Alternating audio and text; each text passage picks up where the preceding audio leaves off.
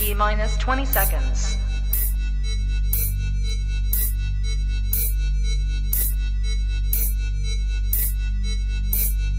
10, 9, 8, 7, 6, 5, 4, 3, 2, 1, 0.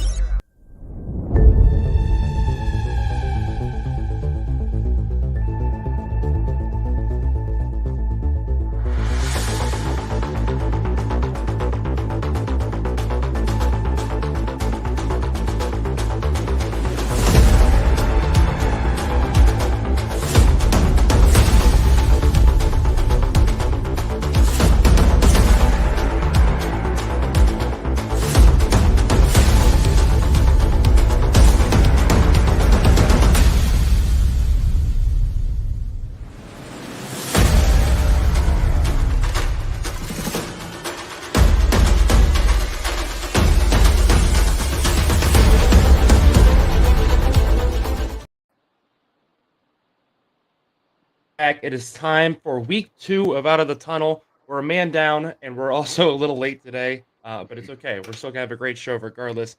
Slade and I are here to get you guys ready for week 2 of college football. I think this is going to be even better than week 1. I know a lot of people are complaining about week 1. Oh, there wasn't any close games. There was. You just had to find them. Regardless, we are beyond excited to get you ready for this week. We got a lot to talk about, so we're not going to piddle around. We're going to get right into it. First thing we want to talk about today is there's a lot of common stereotypes around college football. And I want to know, say, what your opinion is on what you think the most overused college football stereotype is, saying, whatever it may be. What is one thing, whenever college football gets brought up, if we're talking about a team, a conference, or whatever it may be, that you feel like is overused, out of date? What do you think? Yeah, so I think that the biggest one that I hear all the time is that the Pac-12 is a cannibalistic conference, and that I mean every year they just kind of, I mean they play all the teams play each other basically every single season. They at least play three of the other conference teams, and that are all like big teams at the time, and so they just basically end up knocking one another out. The current playoff uh, format didn't really fit well for that cannibalistic conference, and the upcoming one probably would have been very great for that, but unfortunately they were so cannibalistic that they just completely imploded the conference. And I figured you would like that one, so what about you? The stereotype that I think is the most overused and not necessarily in touch, is saying that Notre Dame doesn't play anybody every year. Um, so 2012 they made the national championship game against Alabama. 2018 and 2020 they made the playoffs. I'm not disagreeing that they choke a lot in those big moments. I mean, you can't argue the fact that Alabama blows them out every time they play, or anytime they make a New Year's Six bowl, they lose that in horrendous fashion. But a lot of the time, people say the reason that they lose like that is because they don't play anybody, which I think is a completely invalid argument. So I'm going to look at those 3 playoff years, and I'm also going to look at some years in between and talk about teams that they played. So in 2012, they played, at the time, it was number 10 Michigan State. It was on the road. Michigan State was unranked by the end of the season. They also played number 18 Michigan, who ended up number 24. They played number 17 Stanford, who ended up number 7, and number 8 Oklahoma, who ended up number 15. You look at 2018, the first year they made the playoffs. They played number 14 Michigan, who finished 7th in the final standings. Stanford and Virginia Tech were also ranked. Syracuse was ranked when they played, and then at the end of the year, they also played a Northwestern team that wasn't ranked at the time but finished the year ranked. 2020, they played Clemson twice. The first time they played them, Clemson was the number 1 team. The second time, they were the number 4 team. They also played UNC, and they were ranked at the time. So again, in those years, just the years that they make the playoffs or the national championship game, again, I'm not saying they don't choke in those situations, but to say that they didn't deserve to be there, I feel like was a little unwarranted. If you look at the years that they didn't make the playoffs, we're going to look at 17, 19, 21, and 22. 2021 was the worst year they had for scheduling. They only played 2 ranked teams during the entire season. One of those was Cincinnati, who ended up making the playoffs. 2017, it was 1, 2, 3, 4, 7 total schools that they played across the board that ended up ranked. 2019 was 5 total. 2022 was 5 as well. This year, as of right now, they have 4 ranked opponents ahead on their schedule. So one more time, I just want to clarify. I'm not saying Notre Dame doesn't choke in those big, high pressure situations, and maybe that'll change with Marcus Freeman going forward. I mean, they had a huge bowl win against South Carolina this past year. I know that wasn't a near six technically, and that's really where they find their struggles is in those kind of games. But I think the argument that they don't play anybody and that they don't deserve to be in those situations is invalid. And I feel like that's a stereotype a lot of people kind of gravitate to and try to pull to justify why they don't like Notre Dame or Notre Dame shouldn't be there, so on and so forth. What do you think about that? Yeah, I mean, I think it's very valid in your conversation, and that I think that we could make the same argument then based on the amount of ranked teams that you're able to state that they played over the last couple of years and previous years before that. That I mean, Penn State doesn't play a lot of ranked teams. I mean, there's a lot of teams that play around that 4 ranked teams in a season if they're lucky, and so I think you're very valid in that that shouldn't be this huge stereotype for Notre Dame. Yeah. Um, let's go ahead and move on with our day here. Slade, do you want to talk about? Let's look at some big games outside of Alabama and Texas today. Yeah, so last week we had what we thought was going to be the big game, possibly Duke Clemson, possibly Florida State LSU, maybe even South Carolina North Carolina. Those games seemed to kind of be one-sided, especially once the second half started. To me, it felt like the entire country is talking. The game last week was Colorado and TCU. Colorado was able to come out and kind of play flawless, basically, while TCU was still kind of working with some hiccups, and that seemed to be the reason as to why Colorado was able to get the win last week. This week, it seems like Texas Alabama would be the go-to favorite for the big game of the week, the one that's going to have the most controversy, big plays. I'm wondering what your thoughts are on what game you think has the best opportunity to top that this week. What game has the possibility to be the Colorado TCU game? Yeah, I mean, there's a few games I'm looking at, on the board that I think are going to be really good games. Some of them are even, I think, flying under the radar. Nobody's even talking about them. One of those games being SMU at Oklahoma. Oklahoma's coming off that big 73-0 win over Arkansas State. SMU is not really known as a threat to Power 5 teams. I have high expectations of this SMU team. I think they're number 2 in the American right now behind Tulane. They looked very, very good on both sides of the ball in their week 1 game against Louisiana Tech. I believe they only gave up 55 rushing yards. I'm excited to see what SMU can do against, a high caliber offense in Oklahoma. I don't think Oklahoma's going to hang 73 on them. I think SMU can keep it close. They have a very potent offense of their own. Peyton Stone looked amazing last week as well. So I think that game's going to surprise a lot of people. It could be very fun to watch. Um, Purdue at Virginia Tech is my other kind of under the radar game. Nobody's really talking about it because it doesn't have high profile teams right now. But Purdue, I'm excited to see their offense continue to grow. We talked about it last week. They're adopting this air raid style kind of offense. Um, Virginia Tech has struggled for a lot of years here. They bring in this new head coach, Brent Pry. He was the defensive coordinator at Penn State for a couple years. Struggled to get this program rolling last year. They had a huge week 1 win against not a great opponent in Old Dominion, but that's a team that beat them last year. So they were hungry. They're desiring to prove a lot of people wrong. So I'm excited to see what Virginia Tech can do, especially at home. And then the 2 games that I feel like people should be looking at. One is Wisconsin at Washington State. Washington State upset Wisconsin last year, and that kind of led into their head coach getting fired. So Wisconsin's out for revenge. They want to travel to Washington State and beat them. And at Washington State's offense with Cam Ward at QB looked amazing last week. I think he threw for over 300 yards, 3 touchdowns. So Washington State's offense is going to be electric to watch against Wisconsin. I think this is a high scoring game, especially we talked about Wisconsin has kind of adopted a new offense in their own. They're still running the ball, but it's more of a spread style offense. That's going to be a fun game to watch. And the other one, it's our game of the week, and I'm probably most excited for it, is Mississippi or Ole Miss at Tulane. Listen, Tulane coming off that New Year's Six win last year over USC. We talked about that last week. Ole Miss has these high expectations, especially after what they did week one and how good they looked on offense. This game could decide if a group of five team can possibly be in the playoff argument come the end of the year. I think this is going to be a close back and forth game. That's the other game I'm most excited for this week, that I think has potential to be that Colorado TCU level of excitement. Yeah, I agree. That was the one that last one there is the one that I was going to say. I think that you did a great job in picking that for our game of the week.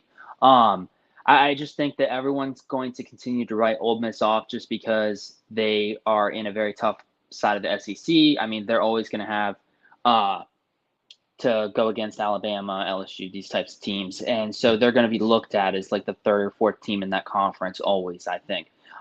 Tulane having a great season last year. And so I just think this is a great opportunity for both teams to try and prove themselves. This is their first big test, I feel like, for both teams. So I'm excited to see that game. Yeah, absolutely. So yesterday we had a big bomb drop in the Pac-12. What's left of it anyway. So I just want to kind of go over everything that happened, break it down so you folks at home understand it. So Oregon State and Washington State got together and they filed a restraining order, an injunction to stop the Pac-12 Commissioner George Kalishnikov and the 10 schools that are leaving the conference. They want them to not have a vote in what happens with the conference going forward. Not necessarily the commissioner, obviously, but he was just kind of letting the 10 schools leave, just do whatever they wanted with the conference. And that's what Oregon State and Washington State felt like. They're supposed to have a meeting next Wednesday to have a vote and decide what are we going to do with this conference going forward. The schools leaving want to dissolve the conference because they would get a share of the remaining assets, and that's more money for that school. So the schools leaving are, hey, there's two schools left. Let's just dissolve the conference, leave these two schools out on their own, and they can figure it out from there. So Oregon State, Washington State are trying to stop this. The schools say the conference bylaws state by announcing they are leaving, the schools have forfeited a right to vote. Departing members, like I said, their goal is to dissolve this conference, get more money from them. The hearing for this court case is set for Monday. The Pac-12 has not released a comment yet since this has happened yesterday. So these two schools, Oregon State and Washington State, their goal is to preserve the Pac-12 rights, the name, all that stuff, and then hopefully the Power 5 voting that comes with that. So they would like to keep the Pac-12 as a Power 5 conference, and that can lure the Mountain West to merge with them, keep the name and everything, and then hopefully the conference will have the same kind of voting rights that it has now within the NCAA football going forward. The Mountain West Commissioner released a statement. She has been, her name is Gloria Navarez. She has been very quiet about this. She's not made any statements like, hey, we really want these schools to join us. We really want to merge with the Big 12. She's just simply saying the Mountain West is open to exploring all options that make us stronger. She's doing a very good job of keeping herself out of trouble and not making any claims that would land her in some issues. But I'm excited to see where this goes. I've said before, Oregon State and Washington State are getting the short end of the stick right now. A lot of disrespect from these other conferences that nobody, it seems like nobody has even talked to them outside of the Mountain West about joining them. I think these are two programs that deserve a lot more than what they're getting. I think it's very smart what they're doing from a legal standpoint. And like they said, you're deciding to leave this conference. You don't get to decide what happens from here. You left us out to dry. So I 100% agree with these schools as well. So we'll have to wait and see what happens on Monday. If you want to know what happens and have us break it down for you, we'll be back Thursday morning with Blitz Boys, our podcast, our weekly podcast that we do. We'll talk all about it, the repercussions of it, and what happened. And then I believe as of right now, the meeting is still set for Wednesday. And then unless the court orders that it can't happen. But so hopefully we have a lot to talk about with the Pac-12 once we reconvene next week for our podcast. So we hope you guys join us there to get the full breakdown. But very interesting things happening out there in the Pac-12. They like to keep us on our toes. All right, let's move on. We have so much more to talk about today. It's time for our cash out picks. let's go ahead and look at our updated standings after last week. So this includes week 1 and week 0. Nick went 2-0 last week. He's off to a hot start. He's at 4-1 currently. Slade, you're at 2-3. You had a better week last week, so you're going to Don't keep take my building from betting here. advice. Yeah. Well, you're going to keep building from here. You got it. And I'm Yeah. currently at 3-2. So Slade, what are you going to take for your? I believe we have Nick's up first. We'll go over his first. So he's going to take Colorado, favored by 2.5 points, and the other one is Iowa and Iowa State under 36.5. I kind of disagree with him on this one. I feel like I understand that Iowa has still not shown a lot on offense, but I feel like 36.5 is going to be easy for them to hit. But we'll have to wait and see. But Nick's excited for this. He wrote in the notes, "Oh yeah, baby, it's back." Slade, what do you got for your cash out picks this week? Yeah, so I went with USC Stanford over. I didn't even have to type it in. George already knew to put it into our notes. He knew that this was going to be my first cash out. It's my only wins so far. I'm 2-3, and those 2 wins are USC. I'm sticking with them. The other one is going to be JMU, and I have them winning or getting the spread here. They're going up against a very, very tough Virginia. Yeah, UVA.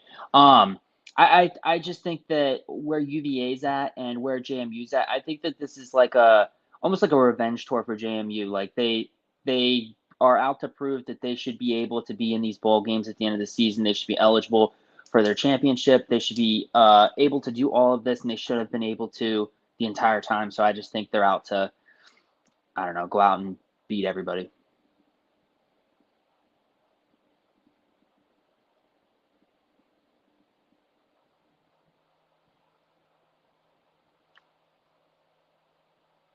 George, are you frozen? I expect James Madison to look, even better than what they did in week 1. They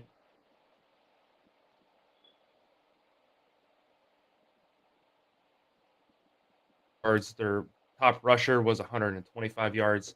I think James Madison is just going to be able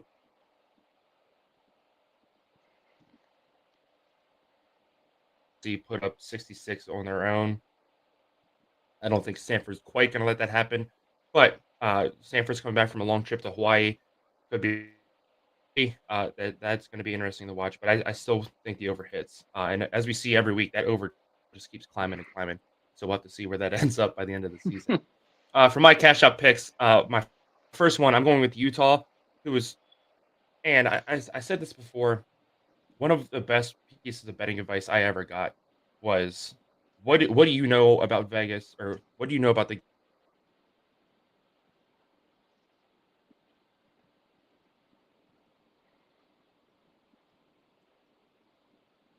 I just genuinely don't understand why.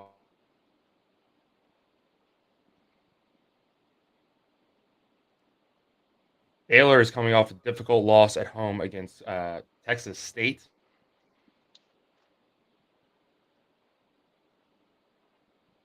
Chapin is also out for Baylor. Robertson, who came in for him,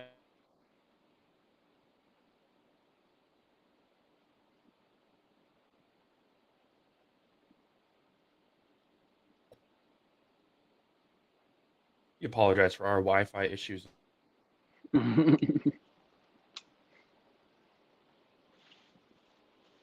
So, not really sure why this line is.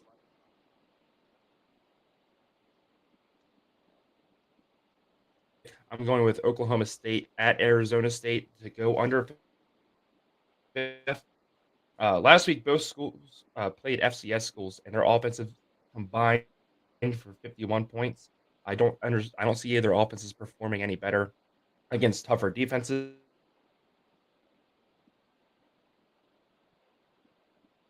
Rotation. Oklahoma State has a 3 running back rotation.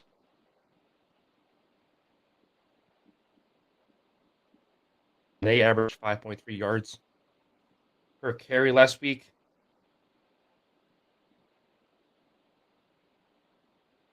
This game.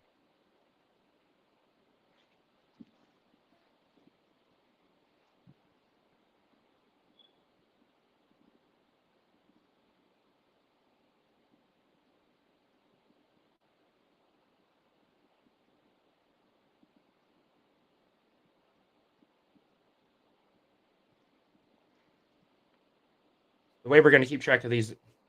Oh my goodness.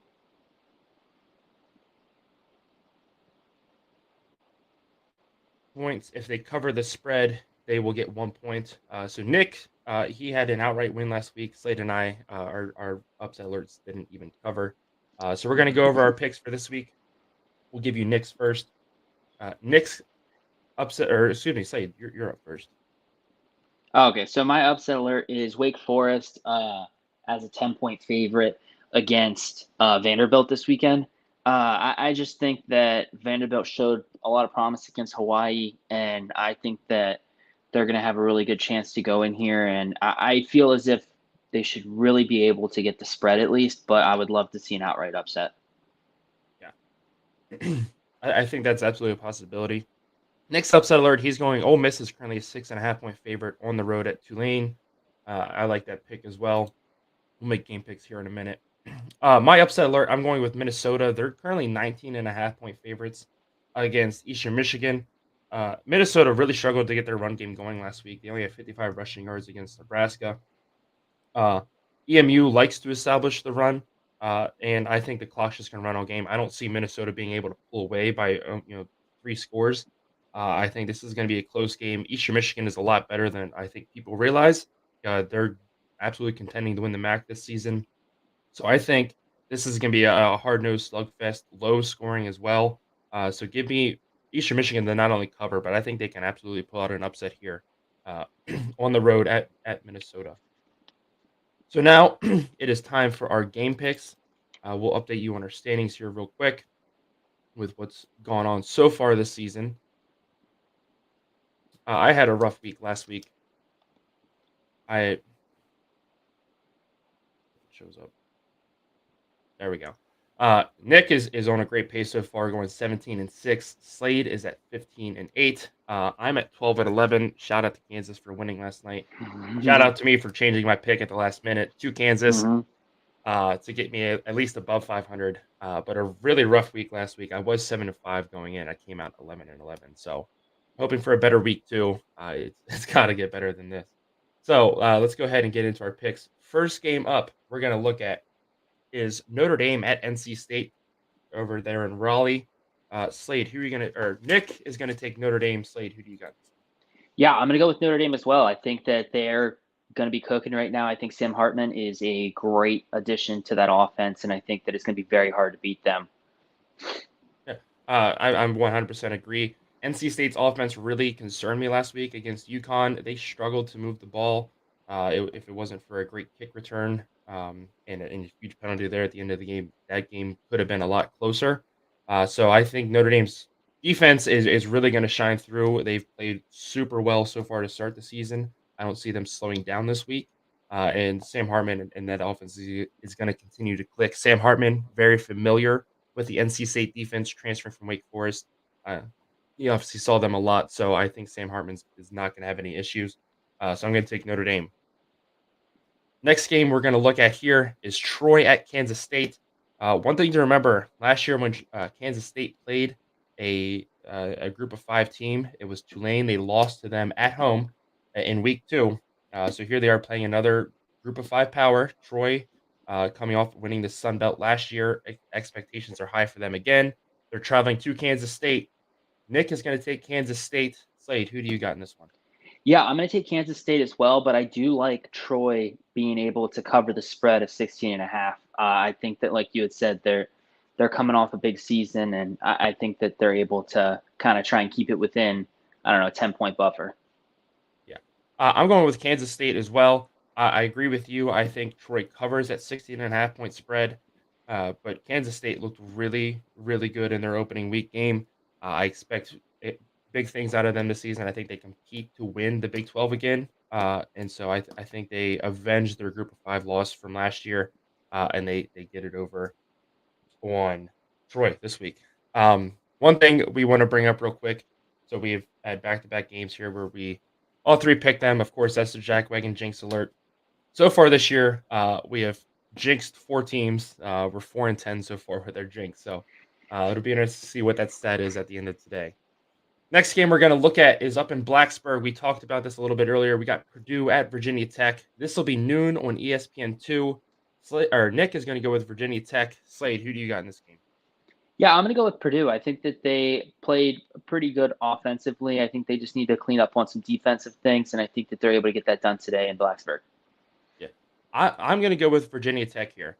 Like I said earlier, I think Purdue is still trying to figure out this offense. They showed great things, but Hudson Card did struggle at times through a couple interceptions.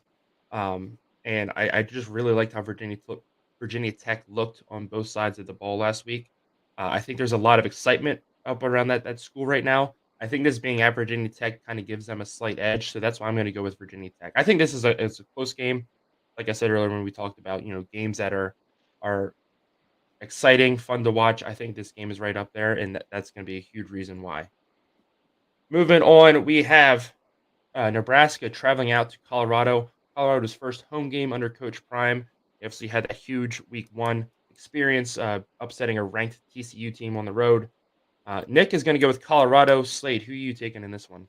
Yeah, so like I had said before, I'm going to go with Nebraska, but I think that Colorado played a perfect game last week. I think that there was very few imperfections, and so I think Nebraska had a lot of a bad play call, bad defensive plays, and so I think that when looking at it, I think the opportunity of either Nebraska kind of playing better than last week or Colorado playing perfect again, I think that they're going to kind of counteract each other. I don't think Shedeur Sanders throws for 500 yards again. And I don't think that Travis Hunter has as stellar of a game as he did last week. I think that they now have a week of video on this team. And so I just think that Nebraska is going to go out, and there's so many people that have bets on Colorado money line, Colorado spread. So I just think this is the one where the books get their money back and Nebraska upsets these people. Yeah, I think this is going to be a very good game. I'm excited to see it. Nebraska is far and away better than TCU is on defense. So that offense is going to get slowed down. But it'll be interesting to see how they can adapt their offense and make the changes on the fly to, like I said, a much better defense. At the end of the day, my concerns came down to Nebraska's offense. Sims threw 3 interceptions last week, and they were 3 ugly interceptions. 2 of them he forced into pockets that were not there, not even remotely available. And so the quarterback play concerns me. And if it comes down to that, I'm going to give the edge to Colorado. So I think this is a close game. I think Nebraska's rushing attack is what keeps this close as well. But I'm going to give the slight edge to Colorado at home. 3:30, we have a rematch from last season. We have Texas A&M traveling to Miami. Last year, these were 2 teams with super high expectations, and it was one of the ugliest football games I ever watched that wasn't in the Big Ten West. But Texas A&M is ranked right here. Miami doesn't really have high expectations right now. Nick is going to go with Miami at home. Slade, who are you taking in this one? Yeah, I don't really like Jimbo Fisher, and I don't like to root for his team at all, but I am going with him this week. I think like you had said, Miami doesn't have a ton that they're playing for right now. I think that they're kind of trying to build, but I think that Texas A&M usually loses their games to someone of even less ability than Miami. So I'm saving their upset for someone else this season. Yeah, I'm going to go with Texas A&M as well. Again, I've been very critical of them in the offseason. I wasn't sure what their offense was gonna look like. It was a New Mexico team. Obviously, they're not going to be very good this season, but Texas A&M still looked like they were supposed to. They went out there, they threw the ball very well. Unlike last season where they played these group of 5 teams and they struggled, they lost to Appalachian State. It was 1-score games. So maybe there's a little bit of hope around Texas A&M this year. So I also just hate Mario Cristobal and Miami as a whole. So I'm going to take Texas A&M on the road, and what I think is still going to be a great game. Rivalry game this week, we have the Cyhawk battle up in Ames, Iowa, as Iowa visits Iowa State. This will be 3:30 p.m. on Fox. Nick is going to take Iowa on the road. Slade, who do you got in this one?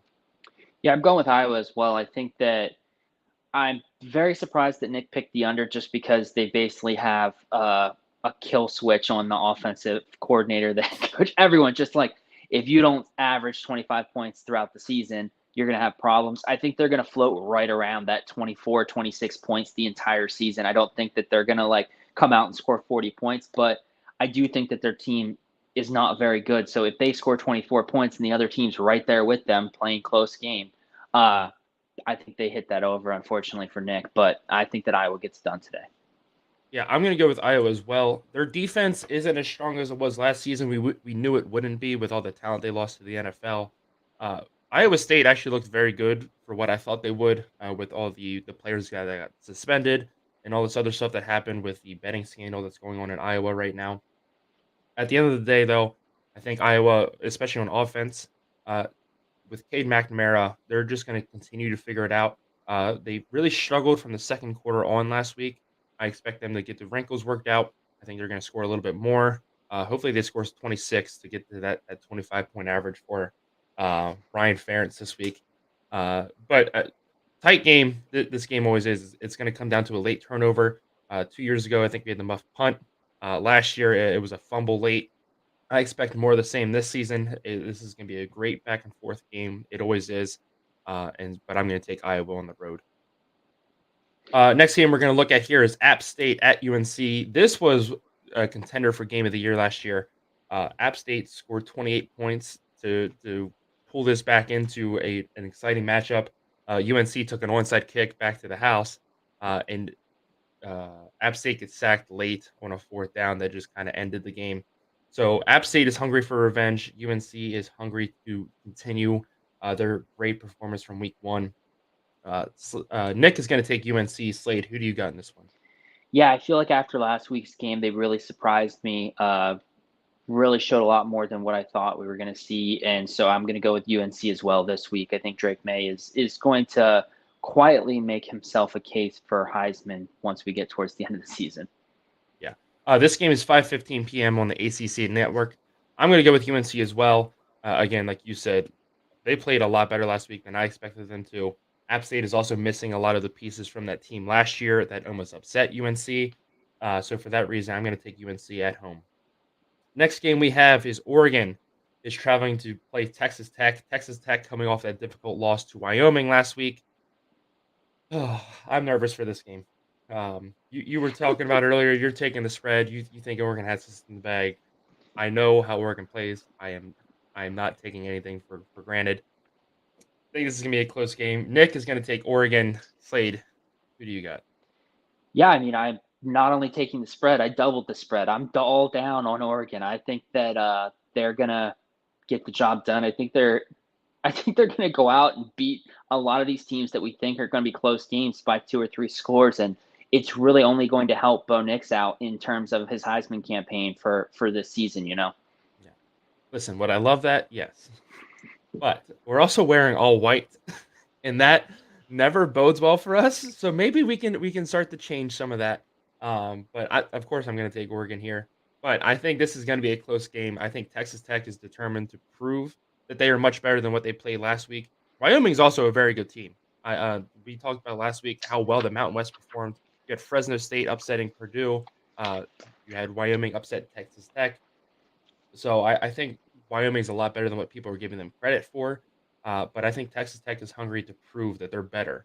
That they can still compete to win the Big 12. I'm still happy with my pick for them to win the Big 12. And I think this is going to be a close game, but of course I'm going to take Oregon. Next game we have is one that we talked about earlier as well, is SMU visiting number 20 Oklahoma. This will be 6 p.m. on ESPN+. Nick is going to take Oklahoma. Slade, who do you got in this one?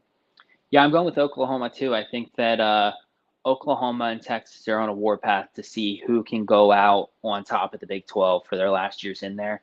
Oklahoma's definitely, in my opinion, got a much easier case this week than Texas, but I think this is going to be a huge, huge scoring game, and so I think that Oklahoma gets it done, though.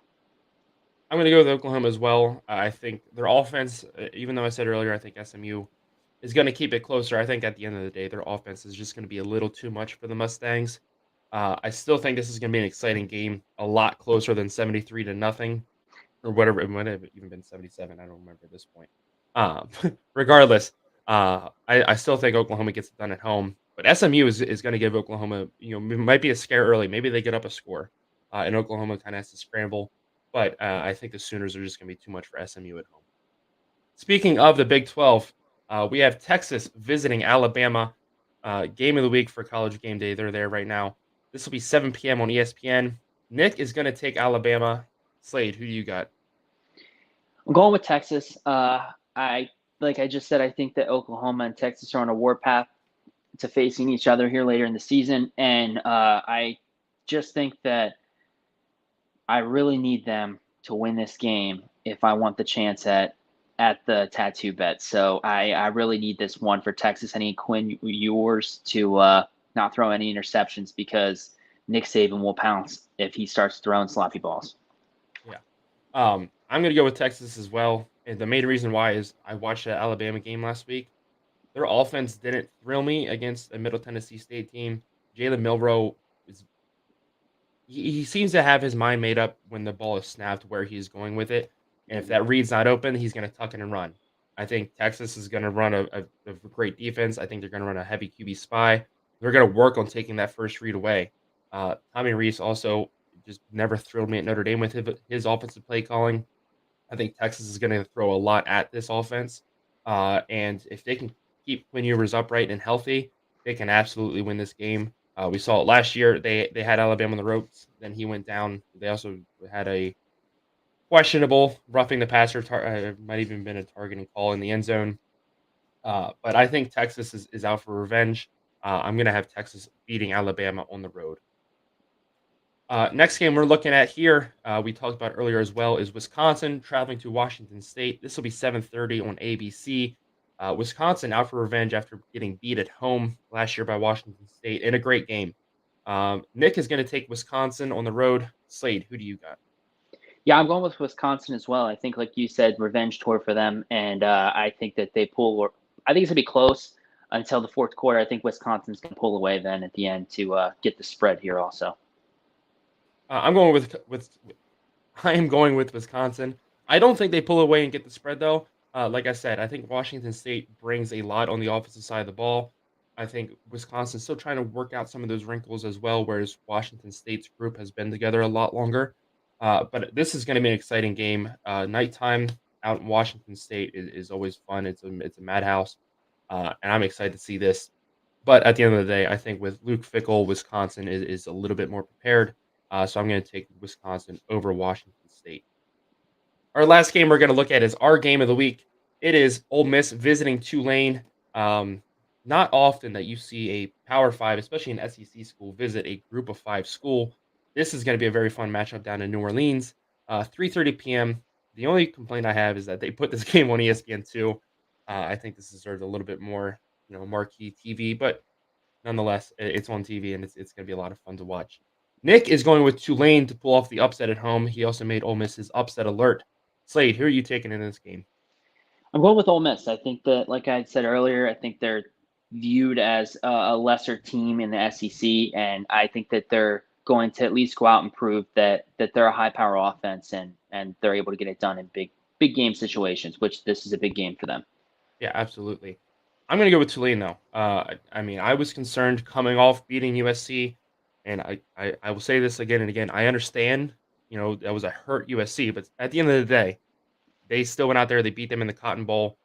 Maybe they were gonna, kind of rest on that and say, we're just good. We don't have to play hard. They went out there and they beat the crap out of South Alabama. They looked really good in week one.